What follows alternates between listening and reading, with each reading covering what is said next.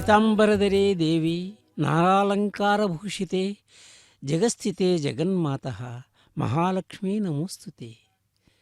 महालक्ष्मी का नमस्कार करके उनके वंदना अर्पित करके हम आगे देखते हैं। देखिए भक्तजन तिरुवीथियों में अपने डांडिया नाच के द्वारा छोटी छोटी बच्चियाँ हमें और प्रजनों को भक्तजनों को आनंद प्रदान कर रही हैं, भक्ति की ओर उन्मुख कर रही है। भक्तजनों, हम जानते हैं कल्पवृक्ष वांछित इच्छाओं को वरों को प्रदान करने वाली शक्ति से समन्वित है। लेकिन यहाँ एक बात और मत भूलिए, कल्पवृक्ष ही सब कुछ देने वाला है। कल्पवृक्ष उनकी छाया में जा कर के जो भी मांग रखे पूरा कर सकता है, फल दे सकता है, अन्न दे सकता है, वस्त्र दे सकता है, आभूषण दे सकता है और किसी भी भौतिक चीज को प्रदान कर सकता है, लेकिन मोक्ष नहीं प्रदान कर सकता। मोक्ष की इच्छा लेकर के आप कल्पवृक्ष के पास नहीं जा सकते। मोक्ष प्रदान करने की क्षमता, शक्ति, दिव्य शक्ति मात्र पद्मावती देवी और वेंकटेश्वर के साथ ही है, उनके पास ही है और उस शक्ति को कोई भी अन्य शक्ति स्वीकार नहीं कर सकती। और इतना ही नहीं, हमने जानते ही भी हैं समुद्र मंथन से निकले उत्पन्न उद्भव तीन चीज़ें एक साथ हैं, जिनके साथ हम मानते हैं ये समस्त वरों को प्रदान करने वाले, भक्त की समस्त इच्छाओं को पूर्ण करने वाले हैं। वे कौन हैं? एक तो कल्पवृक्ष ही है, हम जानते हैं। कामधेनु भी है, कामधेनु के साथ भी इसी प्रकार की बात कही जाती है। और चिंतामणि भी है, चिंतामणि भी उसी समय उत्पन्न है। कामधेनु, कल्पवृक्ष और चिंतामणि तीनों एक साथ क्षीर सागर मथन में उत्पन्न अमूल्य निधियां हैं। इन तीनों के पास वो क्षमता है, जो भी उनके पास जाए उनसे मांगे पर प्रदान करने की इच्छा संपूर्ण करने की शक्ति तो है। लेकिन एक शक्ति तो भगवान के पास है, देवी के पास है। वही शक्ति आपको संपूर्ण रूप से, सुनियोजित रूप से, निष्काम कर्म के फल के बाद, निष्काम भक्ति के बाद प्रदान करने का सायुज्य है, सामीप्य है।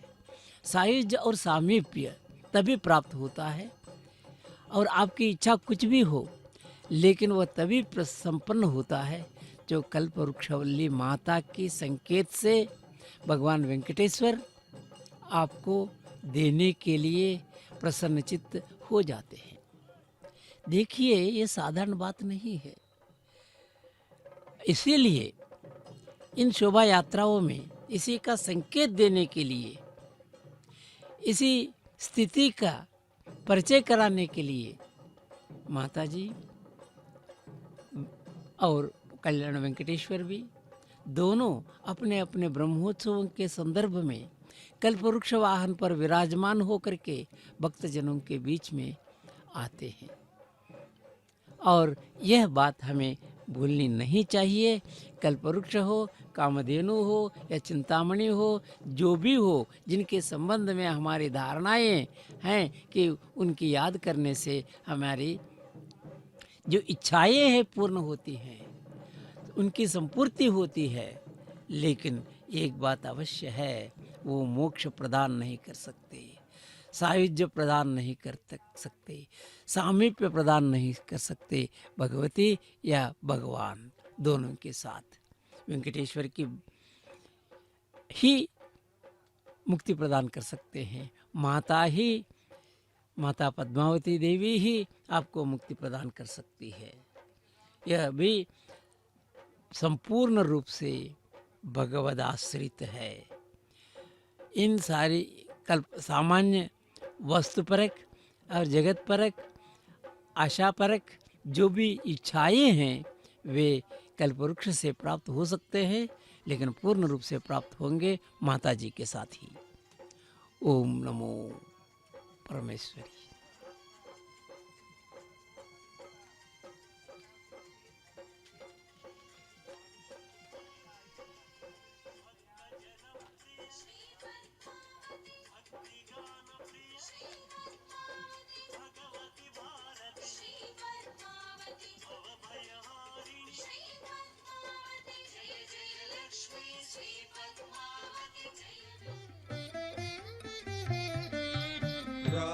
రామచంద్రుడితడు రఘువీరుడు కామిత ఫలమూలియగలిగనిందరికి. రామచంద్రుడితడు రఘువీరుడు కామిత ఫలమూలియగలిగనిందరికి. రామచంద్రుడితడు రఘువీరుడు.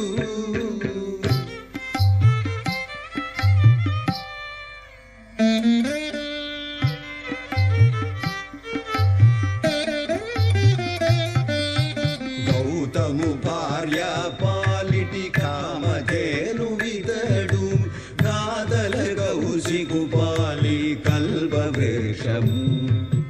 గౌతము భార్య పాలిటి కామధేను విదడు గాదల కౌశికు పాలి కల్పవృక్షము. సీతాదేవి పాలిటి చింతామణి ఈతడు, ఈతడు దాసుల పాలిటి పరదైవము. సీతాదేవి పాలిటి చింతామణి ఈతడు, ఈతడు దాసుల పాలిటి పరదైవము. రామచంద్రుడితడు రఘువీరుడు.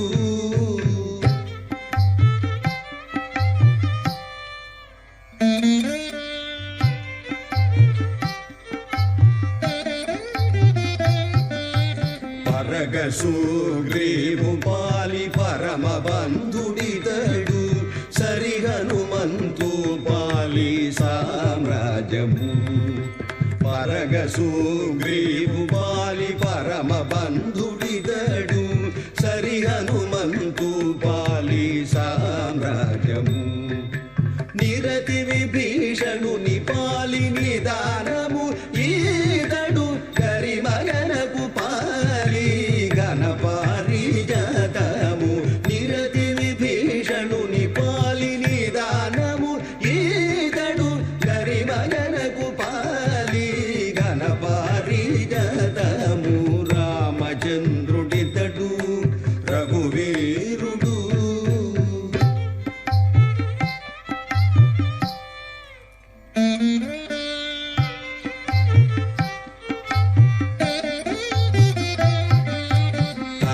శబరి పాలి తత్వము రహస్యము అలరిగుని పాలి ఆది మూలము. కలప శబరి పాలి తత్వము రహస్యము అలరిగుని పాలి ఆది మూలము. కలడల్నా వారి పాలి కన్నులెదుటి మూరిది వెలయ శ్రీ వెంకటాద్రి విభుడితడు. కలడల్నా వారి పాలి కన్నులెదుటి మూరిది వెలయ శ్రీ వెంకటాద్రి విభుడితడు. రామచంద్రుడితడు రఘువీరుడు. కామిత ఫలమూలియగలిగనిందరికి. రామచంద్రుడితడు रघुवीरुडु। भक्तजनों, हमारे विदों ने, शास्त्रों में और अन्यत्र भी विद्वानों ने अनेक बातें कही हैं। इनमें एक सुंदर बात भी है और ये सब हमारे लिए जानने योग्य है। कहते हैं, दुर्लभो मानुषो देहो, दुर्लभो मानुषो देहो, देहिनां क्षणभंगुरः, तत्रापि दुर्लभम अन्ये वैकुंठ प्रिया दर्शनम। देखिए कितनी सुंदर बात है। दुर्लभो मानुषो देहो, मनुष्य का देह प्राप्त करना बहुत ही मुश्किल है। लोग कहते हैं अनेक योनियों में यात्रा करने के बाद अंतिम तौर पर हमें मनुष्य का देह मिलता है और इस शरीर से हम भगवान की प्रार्थना कर सकते हैं। इसमें कहते हैं देहिनाम क्षणभंगुरहा, ये देह जो मिलता है क्षणभंगुर है, कुछ समय के लिए है और ये थोड़े से समय के लिए मिलने वाले इस शरीर से हम दुष्कर्म कर नहीं सकते। तत्रापि दुर्लभम, इसमें भी जो क्षणकाल रहने वाले शरीर में से के साथ भी मुश्किल होता है। क्या है? वैकुंठ प्रिया दर्शनम, वैकुंठ प्रिया देवी है। वैकुंठ प्रिय भगवान वेंकटेश्वर है। विष्णु और देवी दोनों का संयुक्त रूप का दर्शन कर पाना और उनको प्राप्त करना बहुत मुश्किल है। हम लोगों के लिए हमने उनकी व्यवस्था कर ली है, मानो उनके प्रतिमाओं के रूप में स्थिर करके स्थापित करके उनका दर्शन यहाँ से क्षण मात्र के सही दिन में जाकर करना चाहते हैं। और इतना ही नहीं, इस जीवन का श्रेय क्या है इसके संबंध में भी कहा गया है। श्रेय परम मानव जीवन का है, प्रभु पद में पावन प्रेम। श्रेय परम मानव जीवन का है। परम श्रेय क्या है मानव जीवन का? वो एक ही है, प्रभु पद में पावन प्रेम। प्रभु पद का मतलब है यहाँ पर देवी का भी है। देवी की पद सेवा में अपने मन को उनके अर्पित करना, यही मनुष्य का परम योग है, यही मनुष्य का सत्य क्षेम है।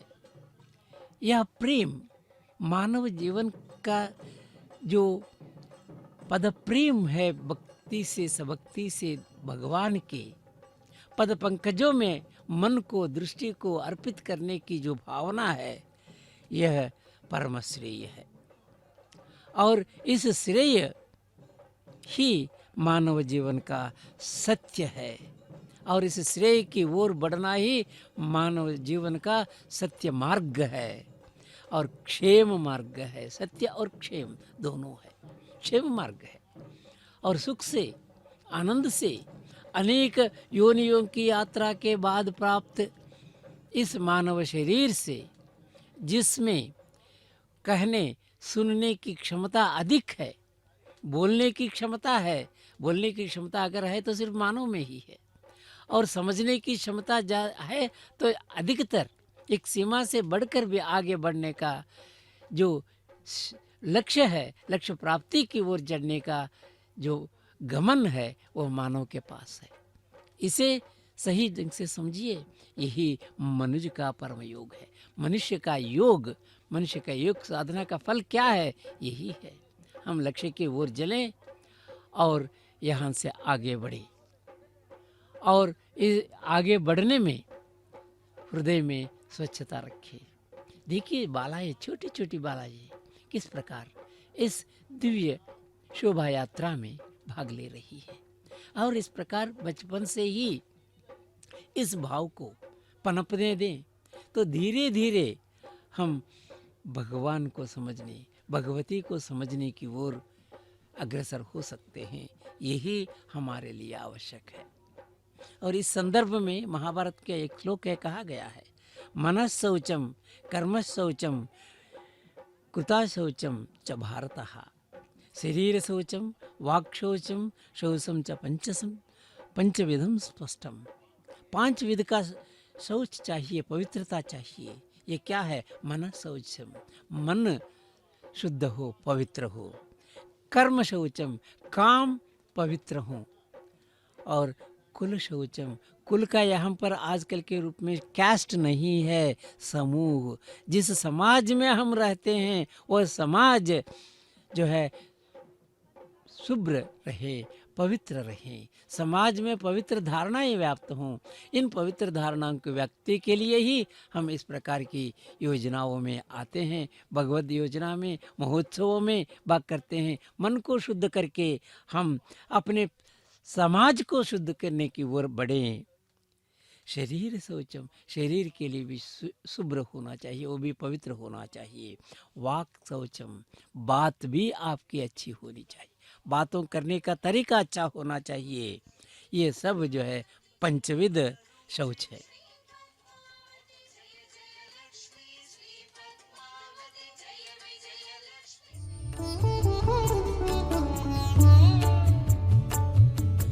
రాతి బతిమసేసిన రామచంద్ర నీ చేతిలో నిదానమింతే శ్రీరామచంద్ర రాతి బతిమసేసిన రామచంద్ర నీ చేతిలో నిదానమింతే శ్రీరామచంద్ర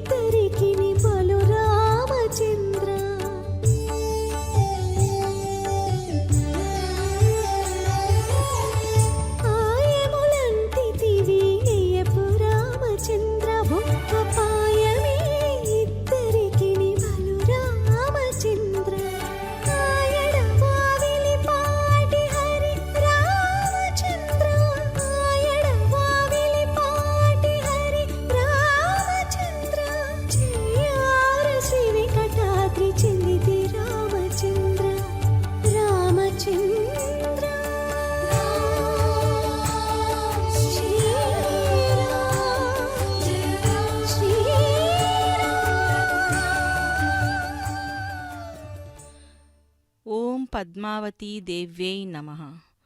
श्रीमन्मन्द कटाक्षलब्ध विभव ब्रह्मेन्द्र गंगाधरां त्वां त्रैलोक्य कुटुंबिनीं सरसिजां वंदे मुकुंद प्रियां।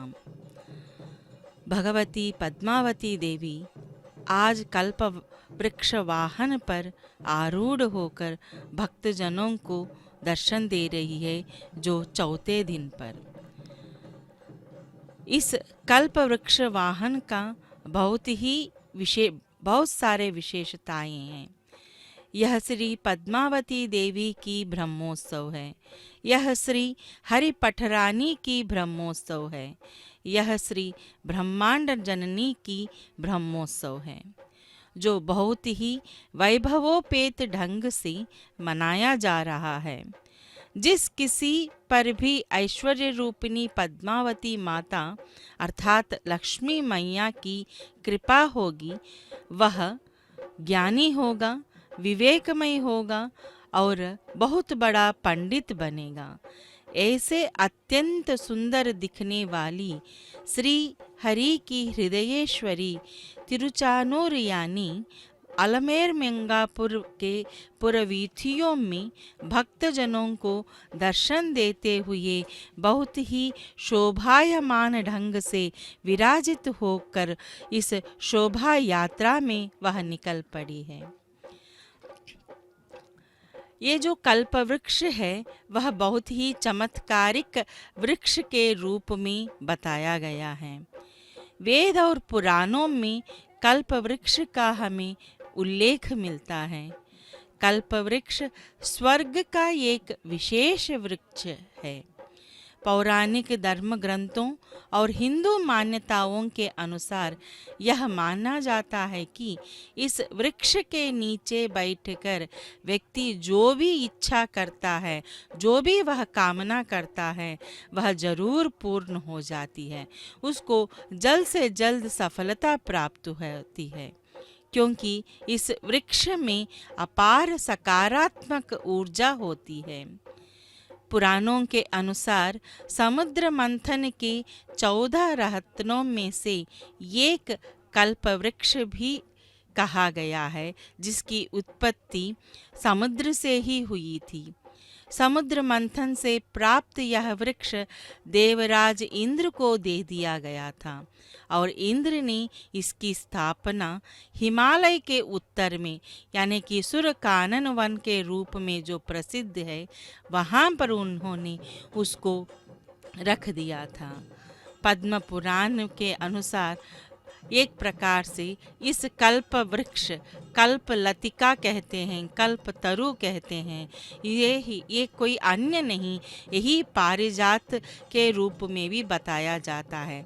अगर हम यहाँ पर इस वाहन को जैसे भी हम नज़दीक से जब बताया जा रहा है, तब हम देखेंगे तो दिखाया जा रहा है, तब हम देखेंगे तो वहाँ पर पारिजाताओं का समर्पण किया जा रहा है तुलसी दलों के साथ। वहाँ पर तुलसी दल भी है और पारिजात पुष्प भी। तो एक तरह से इसके साथ हमें यही पता चलता है कि कल्प वृक्ष को पारिजात वृक्ष के रूप में भी बताया जा रहा है। और कल्प वृक्ष, जो भी कामना हम कल्प वृक्ष के नीचे बैठकर करते हैं, वह जरूर उनको सफलता प्राप्त होती है। यहाँ लक्ष्मी मैया को यानी कि पद्मावती देवी को सरोज श्री भी कहा जाता है। सरोज श्री ये 2 नाम हैं। इन दोनों में एक प्रकार से अविनाभाव संबंध है। श्री माने लक्ष्मी, उनका निवास स्थान जो है वह सरोज है। सरोज माने जैसे कि सरोवर में जो जात यानी कि पद्म है। पद्म बिल्वदल का ऊपरी भाग, गौ का पृष्ठ भाग, पतिव्रताओं का सीमंत और हाथी का कुंभ स्थल, इन 5 को लक्ष्मी के निवास स्थान के रूप में कहा जाता है। लक्ष्मी का एक नाम पद्मालया भी है।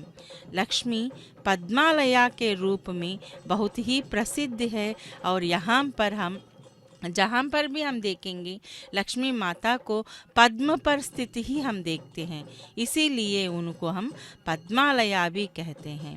यहाँ देखिए गजराज कितने ही सुसज्जित होकर यहाँ पर माता के आगे आके निकल रहे हैं। माता जो है गजलक्ष्मी के रूप में भी माता को अभिवर्णित किया गया है, तो इसीलिए यहाँ पर उन गजों को भी हम देख सकते हैं। जैसे कि हम विषय भोग की लालसा जो है उसको हम छोड़ देंगे तो तभी हम भगवान की प्राप्ति यानी कि भक्ति की प्राप्ति हमें होती है। हमारे मन रूपी दर्पण में जो भी मलिनता होती है उस मलिनता को हमें हटाना चाहिए। विषय माने क्षण भंगुर सांसारिक सुख है, इनकी जो लालसा है वही मलिनता है। जैसे उसे हम अपने मन से हटाकर जो भी निर्मल मन से भगवती का स्मरण करता है, जरूर उसको हर विषय में सफलता प्राप्त होती है। देखिए वहाँ पर नज़दीक से जो पारिजात पुष्प हमें दिखाई पड़ रहे हैं और माता बहुत ही शोभायमान ढंग से यहाँ पर शोभा यात्रा में निकली है।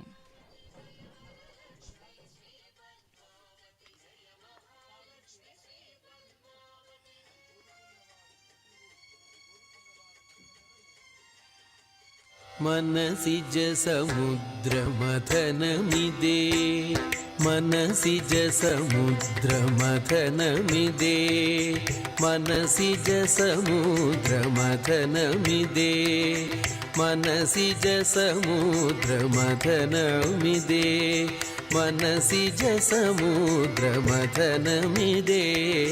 मनसिज समुद्रमथनमिदे కనుగొను మింతట కాంతుడ నీవు మనసిజ సముద్ర మథనమిదే కనుగొను మింతట కాంతుడ నీవు మనసిజ సముద్ర మథనమిదే కనుగొను మింతట కాంతుడ నీవు మనసిజ సముద్ర మథనమిదే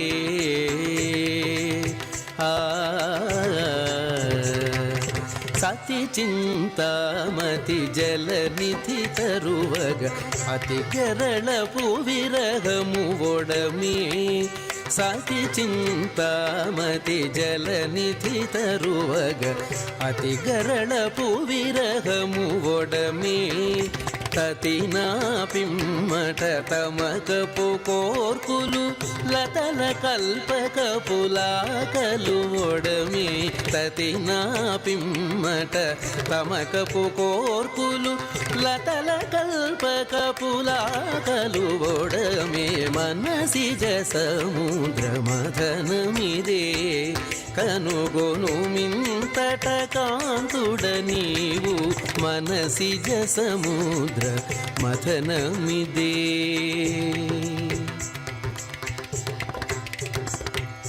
పొలది కూరిముల పొంగులు పొంగగ పులకల తారలు ఒడమెనదే పొలది కూరిముల పొంగులు పొంగగ పులకల తారలు ఒడమెనదే ఫలమై సాత్విక భావపు చంద్రుడు నిలువున పొడమగ నీరు పులలరే ఫలమై సాత్విక భావపు చంద్రుడు నిలువున పొడమగ నీరు పులలరే మనసిజ సముద్ర మథనమిదే కనుగొను మింతట కాంతుడ నీవు మనసిజ సముద్ర మథనమిదే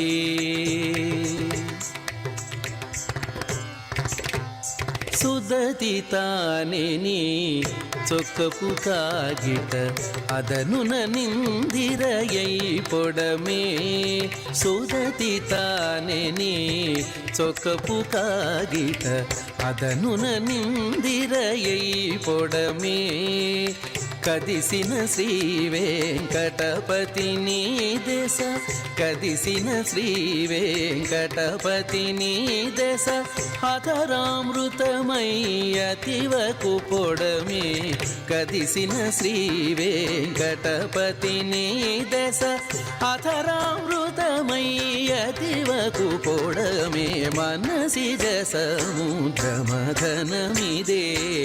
కనుగొను మింతట కాంతుడ నీవు మనసిజ సముద్ర మథనమిదే మనసిజ సముద్ర మథనమిదే మనసిజ సముద్ర మథనమిదే పల్లవ పాణి శ్రీ పద్మావతి ప్రవిమల గాత్రి శ్రీ పద్మావతి జయ జయ లక్ష్మి శ్రీ పద్మావతి జయ విజయ లక్ష్మి శ్రీ పద్మావతి జయ వరలక్ష్మి శ్రీ పద్మావతి జయ మహాలక్ష్మి శ్రీ పద్మావతి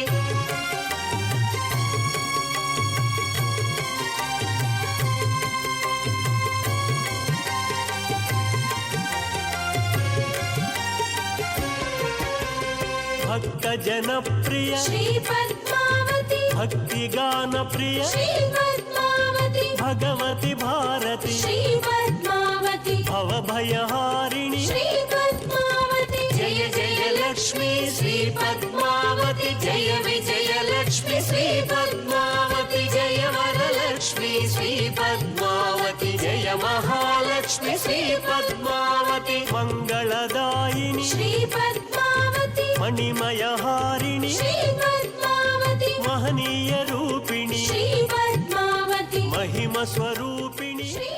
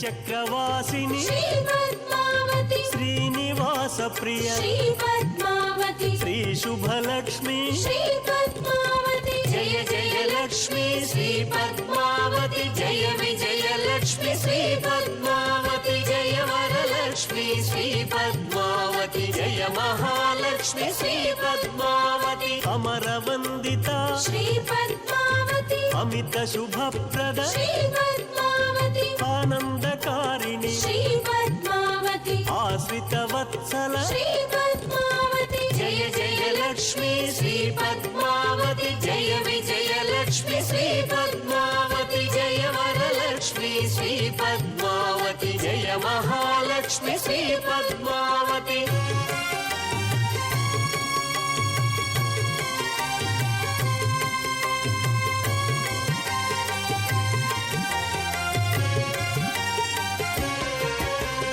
अयि खगवाहिनि श्रीपद्मावती अम्बुजलोचनि श्रीपद्मावती अनुदिनमर्चित श्रीपद्मावती अलङ्कारप्रिय श्रीपद्मावती जय जय लक्ष्मी श्रीपद्मावती जय विजयलक्ष्मी श्रीपद्मावती जय वरलक्ष्मी श्रीपद्मावती जय महालक्ष्मी श्रीपद्मावती कमललोचनि श्रीपद्मावती कल्मषमोचनि श्रीपद्मावती कामितदायिनि श्रीपद्मावती कारणकारिणि श्रीपद्मावती जय जय लक्ष्मी श्रीपद्मावती जय ओम पद्मावती देव्यै नमः। अब माता अब तक गंगुर मंडप कहते हैं, इस मंडप का नाम है गंगुर मंडप। और यहाँ पर प्राचीन काल से ही जब भी यात्रा के लिए यानी कि मंदिर की परिक्रमा के लिए जब निकलती है माता शोभा यात्रा में, उस समय में यहाँ पर थोड़े देर के लिए विश्राम करती है और यहाँ उनको फल पुष्प और नैवेद्य भी बहुत ही भक्ति एवं श्रद्धा के साथ समर्पित किया जाता है। और उसी प्रक्रिया को हम लोगों ने अभी अभी देखा था। उत्सव का अर्थ ही है आनंद, संतोष और परमानंद। ब्रह्मोत्सव का अर्थ है ब्रह्मानंद यानी कि महदानंद। इस महदानंद या ब्रह्मानंद को प्राप्त करना है तो हमें जरूर नयनानंदकारमयी श्री पद्मावती माता की ब्रह्मोत्सव का वीक्षण करना है। देखिए उस कल्प लतिकाओं में आसीन होकर माता कितनी सुंदर रूप से अपने दर्शन को वह दे रही है भक्तजनों को। यहाँ पर वृद्ध हैं और वे लोग भी बहुत ही श्रद्धा के साथ उस वाहन को ढो रहे हैं। देखिए कितनी श्रद्धा है, कितनी भक्ति है भक्तजनों में। भगवती सहस्रारूपी पद्म पर स्थित है। सहस्र दल की कर्णिका पर उनका आसन लगा रहता है। ऐसे पद्मावती देवी कल्प लतिका को यानी कि कल्प वृक्ष को अपना वाहन बनाकर पूरी वीथियों में परिक्रमा कर रही है। उस माता के दर्शन करने की उद्देश्य से उत्साह के साथ कई लोग माता की इंतजार कर रहे हैं। उस भगवती की एक कटाक्ष से ही हमारा जन्म धन्य हो जाता है। तो इसीलिए उस बहुत ही सुंदर मुख को देखने के लिए यहाँ पर बहुत सारे भक्तजन माता के इंतजार कर रहे हैं। माता के कटाक्ष से ही भक्तजनों के सारे दुख और क्लेश दूर हो जाते हैं। भगवती का स्वरूप जो है वह तेजोमयी है। उनको तेजोमयी माता भी कहते हैं। वह सदा भक्तजनों को स्वस्थ ऐश्वर्य एवं संपदा से वह अनुग्रहित करती है।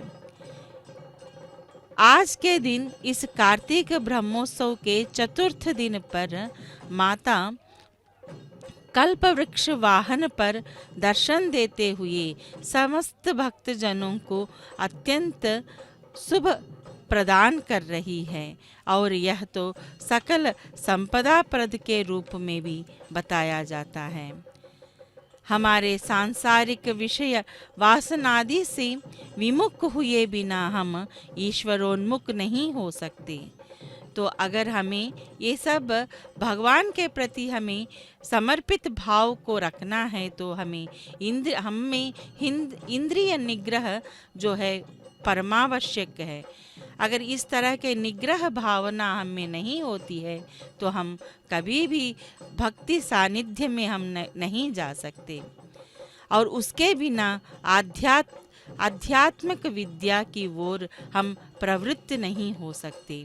इसीलिए कहा जाता है कि सब कुछ छोड़ छाड़ कर यानी कि विषय वासनाओं को छोड़ छाड़ कर हमें भक्ति की ओर तत्पर रहना चाहिए। कल्प वृक्ष पर विराजमान श्री पद्मावती मैया सकल संपत्ति संपन्ना के रूप में मंदिर की पुरवीथियों में वह घूम रही है। भक्तों को वह प्रसन्न कर रही है अपने कटाक्ष के साथ। क्षीर सागर मंथन के समय महालक्ष्मी ऐरावत अमृत के साथ कामधेनु कल्प वृक्ष उच्छ्रवः अर्थात अश्व का भी उद्भव हुआ था। तो ऐसे कई प्रकार के वस्तुओं के साथ, कई प्रकार के चीज़ों के साथ यहाँ पर कल्प वृक्ष भी उस क्षीर सागर से उद्भूत हुई थी। माता कई बहुत ही सुंदर रूप से यहाँ पर उस कल्प वृक्ष वाहन पर आरूढ़ है। वज्र रत्न मणिमाणिक्य से युक्त कई प्रकार के आभरणों से सुंदर रूप से सज धज कर वह परिक्रमा के लिए निकली है। वह कल्पवल्ली है और भक्तजनों के मन के जो भी कष्ट है वह छठ से निवारण करती है। यहाँ पर हम अर्चक गण को देख सकते हैं, जियंगर स्वामियों को देख सकते हैं। ये सभी भी यहाँ पर उस माता के वाहन के आगे और पीछे भी भगवान माता के साथ साथ चल रहे हैं।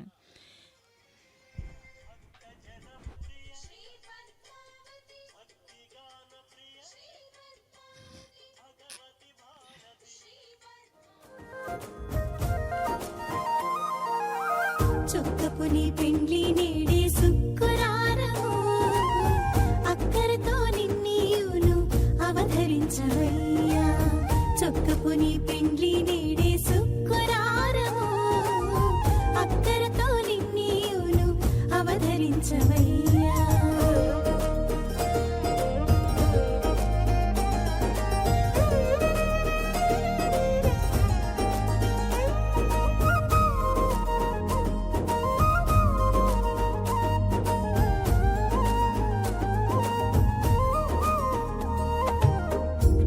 చెమటలే పన్నీటి జలకము వెడగు ముద్దు మాటలు వేద మంత్రాలు పడకు చెమటలే పన్నీటి జలకము వెడగు ముద్దు మాటలు వేద మంత్రాలు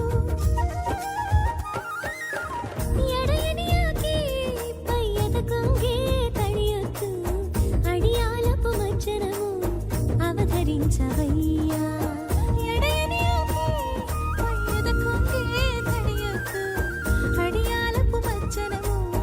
అవతరించవయ్యా చొక్కపుని పెండ్లి నేడే శుక్రవారము అక్కరతో నిన్నీయును అవతరించవయ్యా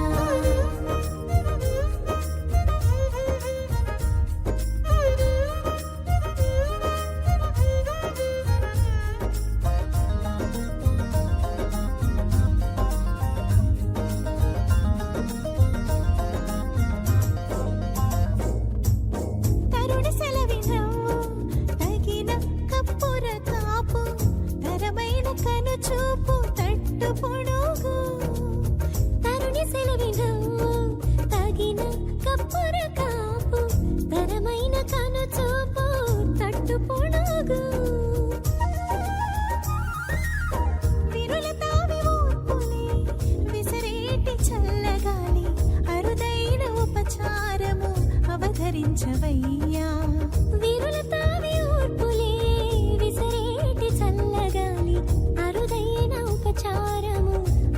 అవధరించవయ్యా చొక్కపు నీ పెండ్లి నేడే సుక్కురారము అక్కరతో నిన్నీయును అవధరించవయ్యా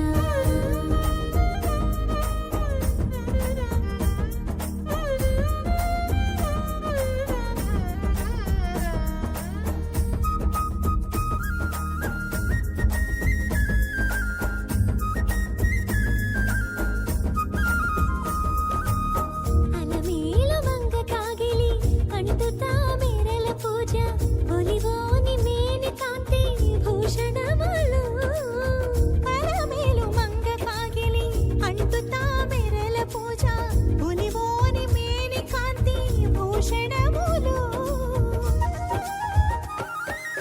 ఎలమి శ్రీ వెంకటేశ ఇద్దరును కూడితిరి అలవడే విభవములు అవధరించవయ్యా ఎలమి శ్రీ వెంకటేశ ఇద్దరును కూడితిరి అలవడే విభవములు అవధరించవయ్యా చొక్కపు నీ పెండ్లి నేడే సుక్కురారము అక్కరతో నిన్నీయును అవధరించవయ్యా అక్కరతో నిన్నీయును అవధరించవయ్యా भक्तजनों, सुंदर गीत आपने सुना।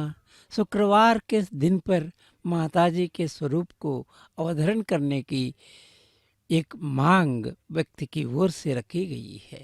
यह बहुत सुंदर है, दिव्य है। इतना ही नहीं, हम निराजन देते हैं, कर्पूर निराजन देते हैं। इस संदर्भ में देवी के निराजन प्रक्रिया को ध्यान में रख करके अन्नमाचार्य जी ने एक पद रचा है। उस पद का एक रूपायित हिंदी रूपांतरण आपके सामने रखना चाहता हूँ। अन्नमाचार्य सूरदास सम या सूरदास से भी बढ़कर महान भक्त प्रवर हैं, जिन्होंने भक्ति के पदों के साथ भगवान की सेवा की है। उन्होंने देवी के संबंध में एक गीत रचा है, एक पद रचा है। क्षीराब्धि कन्या को श्री महालक्ष्मी को निरालजया को कर्पूर निराजनम। क्षीराब्धि कन्या को श्री महालक्ष्मी को निरजालया को कर्पूर निराजनम, कर्पूर से निराजन देते हैं, कर्पूर निराजन आरती देते हैं। और भी आगे बढ़कर के अनेक प्रकार के निराजन उन्होंने समर्पित किया है। जलजाक्षी वदन और सुंदर कुचों को विलसित देवी को निराजनम, अलवेणी के सिरोजों को कर कमलों को माणिक्य राशि को माणिक्य राशि से विलसिता को निराजनम। अलवेणी है, अलवेणी के सिरोजों को भी निराजन देती, आपाद मस्तक निराजन है ये। कर कमलों को माणिक्य राशि को, क्योंकि आभूर्ण है, समस्त आभरण से लसित है, उस राशि को भी और उस आभरण संयुक्त विलासिता देवी को निराजन प्रस्तुत करते हैं। चरण कमलों को कमल नयनों को, चरण कमलों को कमल नयनों को निरत मुक्ताओं का निराजनम, निरत मुक्ता निराजन है। सुंदर जगनों को मानिनी की रम्य नाभि को समर्पित नाना वर्ण निराजनम, नाना वर्णों का नाना प्रकार का निराजन प्रस्तुत करते हैं अन्नमा जी। अपने शब्द निराजन है, ये शब्द निराजन है। भक्तजन जहाँ आचार्यगण वे निराजन समर्पित करते हैं, तो अन्नमया जी शब्द निराजन करते हैं। विलसित श्री वेंकटेश की पटरानी को, विलसित श्री वेंकटेश की पटरानी को विकसित सती की कड़ावों को निराजनम। और वो माता पद्मावती वेंकटेश की पटरानी है, पटरानी के रूप में वे विकसित होकर के एक सती धर्मा अवलंबिनी है। ऐसे कि उनके कड़ाओं को निराजन है। वे उस रूप में वेंकटेश की सती के रूप में जिन कलाओं को विस्फारित करती है, कलामयी देवी है, उनकी कलाओं को भी निराजन प्रदान करते हैं अन्नमाचार्य जी। अलमेल मंगा की समस्त सुंदरताओं से, अलमेल मंगा की समस्त सुंदरताओं से विराजित निज शोभाओं को निराजनम। देखिए कितने हर एक शोभा का निराजन दे रहे। अलवेल मंगा में जो शोभाएं हैं सभी शोभाओं को अपना समर्पण निराजन देते हैं, कर्पूर निराजनम समर्पित करते हैं। ये कितनी भक्ति भावना है। इस भावना में भक्त मन कितना विकसित दिखाई देता है। अन्नमया सम तो हम भक्त नहीं हो सकते, सूरदास सम भक्त हम नहीं हो सकते, कबीरदास सम ज्ञानी भक्त नहीं हो सकते, लेकिन सामान्य मानव के रूप में सहज भक्ति भावना के साथ जो दुष्कर्म से दूर, पापों से दूर और दुष्कृत्यों से दूर रहकर मानव जीवन व्यतीत करते हुए अपनी सद्भक्ति के द्वारा माता के पास अपने को अर्पित कर सकते हैं। यही माता का दिव्य निराजन है मानव का मन से। अन्नमया का शब्द निराजनम है तो मानव मन का निराजन भी माता जी समझती है। मानव की क्षमताओं को समझती है, हमारी अपनी दुर्बलताओं को समझती है और समझने वाली माता निश्चित रूप से हर एक की प्रार्थना स्वीकार करेगी। हर एक की रक्षा की दक्षता अपने पास रखने वाली माता निर्विराम रूप से भक्तों की रक्षा में हमेशा अनुरक्त रखती है। ऐसी माता की विशेषताओं के संबंध में हम शब्दों में क्या कह सकते हैं। शब्द हमारे हार जाते हैं और भक्त कवियों के शब्द ही हार गए हैं। वो नहीं हारते तो लाखों पद, हजारों शब्दों से वे भगवान की प्रार्थना नहीं करते। अनेक पद ऐसे हैं। सूर ने सागर लिख दिया है, अन्नमाचार्य ने पद सागर भर दिया है। ये एक विशेषता है भक्त कवियों के साथ। अन्नमाचार्य ही नहीं, उनके वंशजों में पुत्र पौत्र सब ने इस उनकी आराधना में अपने को अर्पित किया है। और माता और वेंकटेश जी दोनों के साथ